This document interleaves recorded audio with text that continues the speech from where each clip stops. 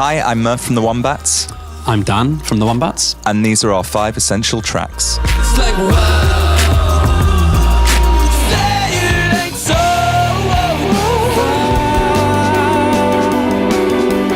Calling the submarines, drown the world with Get on up.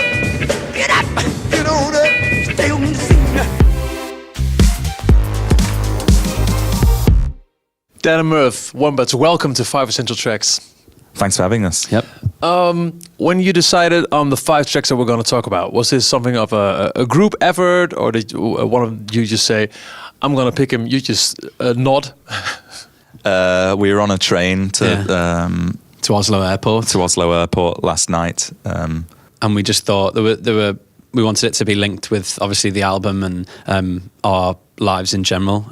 So we sort of shouted out a couple each and then agreed on them all, yeah. Track number 1 was Wow by Beck from his new album. And I think all 3 of us really loved it. There's that and Dreams as well. We listened to quite a lot in the studio, and I think Beck's always been pushing his sound forward and, you know, coming up with things that are always so interesting to hear. And I guess that's something that we always try and do with ourselves as well. Like, wow. It's like right now. Oh, wow. It's my life, your life. Live it once, can't live it twice. So nice, so nice. Smooth like a tidal wave, take you on a getaway. I remember being on tour and my wife texted me and said, have you heard Beck's new song? It's like fucking amazing. Yeah. And I did listen to it and I thought it was awesome. And the lyrics are so random and cool. To me personally, Wow is the most out there thing he's ever done. You know, the most distant from his own sound, whatever that sound is, because he has done so many different things. If you were to look at the Wombats catalog of songs, which songs would be the most out there from the rest to you personally? I think each album's got, like, Little Miss Pipe Dream on the first album, in terms of the rest of the album, it's definitely a kind of very different moment with accordions and cellos. And Anti-D on the second album is definitely a bit of a departure. Yeah. With like a Pink string Lemonade on the orchestra. next one, maybe. Yeah. And then, I don't know, I think on this one, the Beck... The Beck track. The Beck reference, in my head anyway, was Ice Cream. But it ended up changing a lot from how it was potentially going to be at first. And maybe it would have been more sounding like Beck than it ended up. But I think that's for the best. Yeah, but you end up throwing influences around in the studio. And is there a certain point where you say, oh no, this is too much, this is too far away from what we usually do, let's not go there? Or is it something, yeah, let's go there? Not really. I mean, occasionally it'll be like, oh, that's too much like something else. And then we'll rein it in a bit. But I don't think... I think in general, if it feels like we're going to a place that's very different than what we've done before, we usually sort of go, okay, this is a good thing, because it feels like maybe not exactly what we would normally do. Fresh. Fresh, yeah. Weezer, Say It Ain't So. There's a plethora of reasons why we chose this one. We're touring with them in the summer for the best part of the month in the States, and they've just always been a very influential band for us. I used to play Say It Ain't So in a cover band when I was a kid. Wow. I could even rip that song out for you now. Not quite all the solos.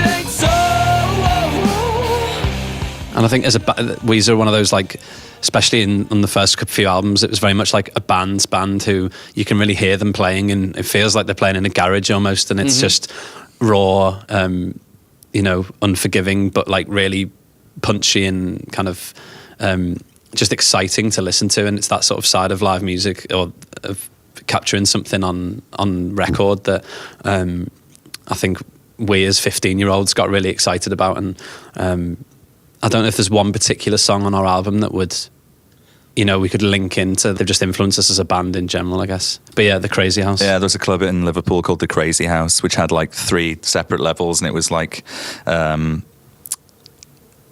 heavy metal on the bottom. The middle was like kind of indie rock, like American punk kind of thing, and then the top level was kind of poppier stuff.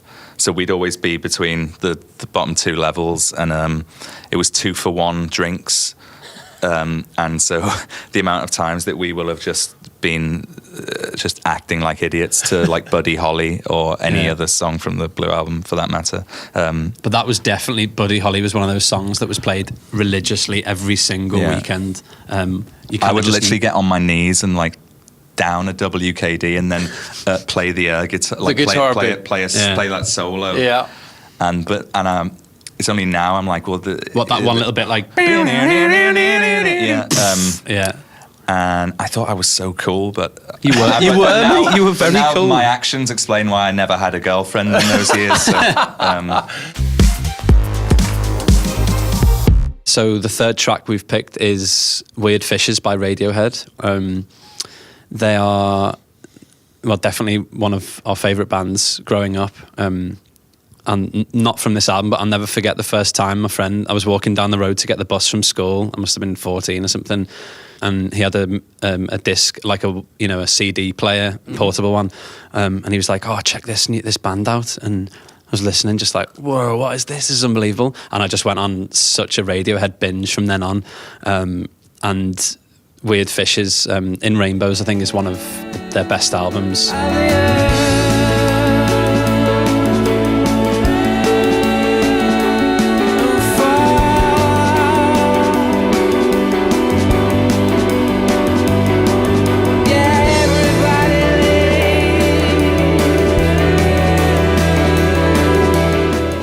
So into it, and that was 2007, wasn't it? And I know we all listened to it on tour so much, and there've been a couple of moments in various songs over the years where we've referenced that song being like, oh, it'd be so cool if we could have like a Weird Fishes moment. Oh, really? Yeah, from like the way the guitars work and stuff. No one will ever hear it probably, but in our minds, it's like arpeggiated guitars. Isn't it, really? Basically moving in harmony with each other and stuff, and. They've just been a really big influence. You can't, anyway. And again... we played with them a few times, and what was it, ACL? Yeah. Akemi and I got invited to like Tom York's birthday party, and she was like, oh, come on, let's go. And I was like, no.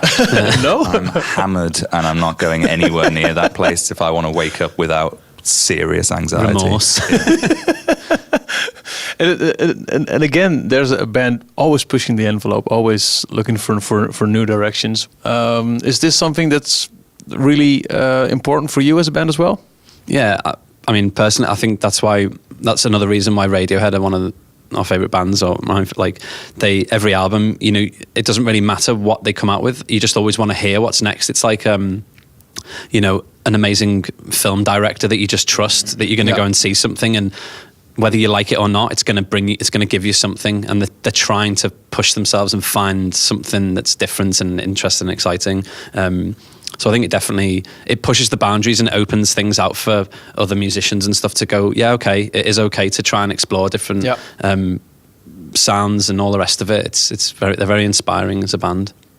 Yeah, I think it's really important to not stagnate, even though occasionally you get the vibe that your audience might want you to do that. It's important to just kind of make sure you're always a little bit uncomfortable in where you are. Track number 4 is Melancholy Hill by Gorillaz. Needless to say, we were all big fans of Blur growing up. And Gorillaz, I love Damon Albarn's solo stuff as well. Like, I think most things he touches seems to turn out pretty good. And this song is just an absolute banger. It's such a great song. The cold and the submarine, and the world will go. Does anybody know?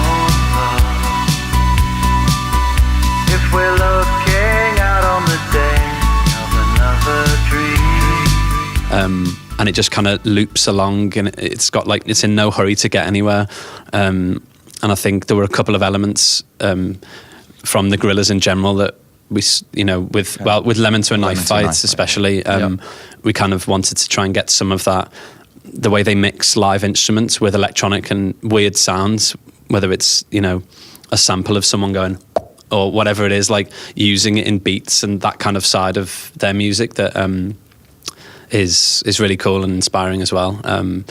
So we nicked a couple of those ideas. When using elements like those, is it hard to find a way to translate that to a live performance?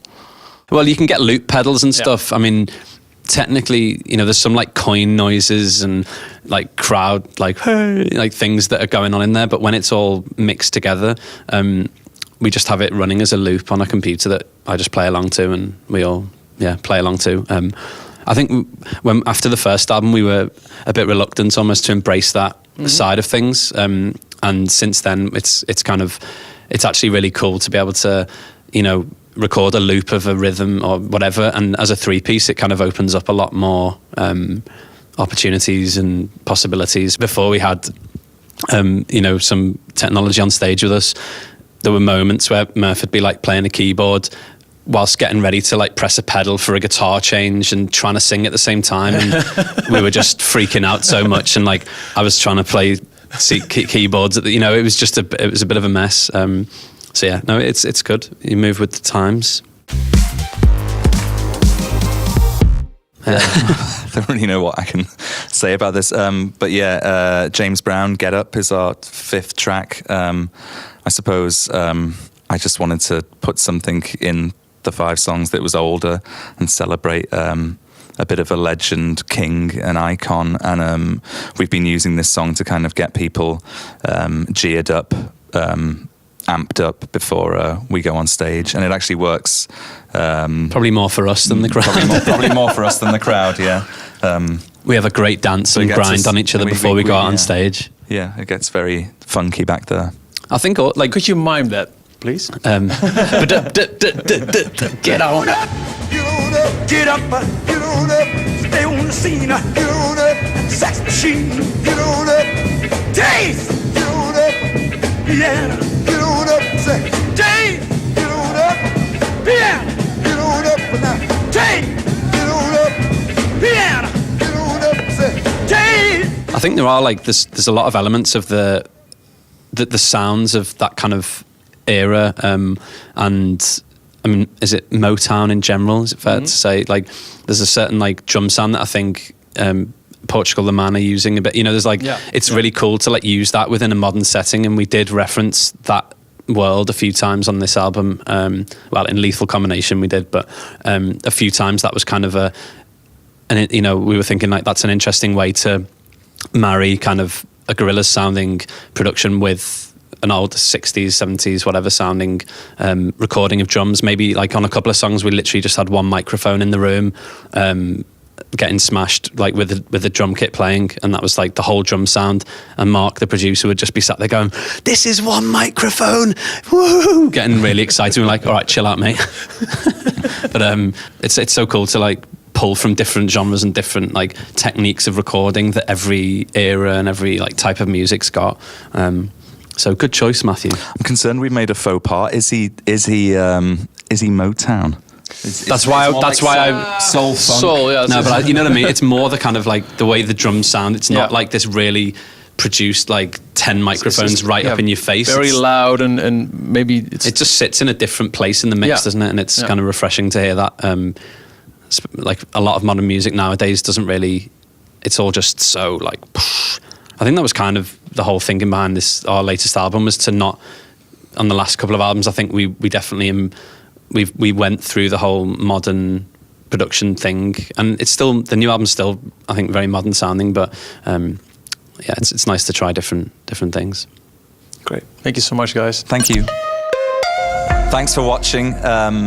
If you like our faces or like the videos you just saw, press buttons down here. And if you dislike subscribe. Our faces or anything, there's a dislike button you can press as well. Which I'll be pressing a lot. Yeah.